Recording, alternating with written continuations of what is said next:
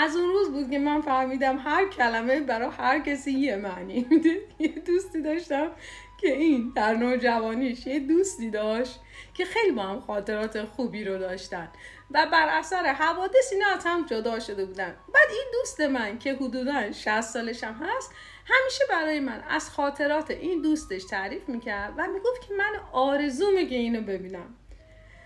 یه روزی من گفتم خب حالا که این خیلی آرزوشه بذار من تمام همتم رو بذارم و این دوست اینو پیدا کنم، درد سرتون ندم، کلی زحمت کشیدم تا تونستم تو دنیای مجازی این دوستش رو پیدا کنم. اومدم با یک ذوق و شوقی به این دوستم گفتم سورپرایز. چی شده؟ گفتم دیگه الان نمیدونی چقدر خوشحال میشه و چقدر شاد میشه.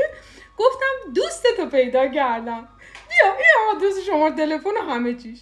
یه نگاه به دوست شماره تلفن کرد، حالا دوستی که همیشه به من میگه من آرزوم اینو پیدا کنم. گفت باشه بعدا تماس میگیرم. من میگی اصلا ما رفتم الان 2-3 سال از اون ماجرا میگذره، اون دوست من هنوز با اون دوستش تماس نگرفته و اونجا بود که من فهمیدم معنی هر کلمه برای هر کسی یه چیزیه.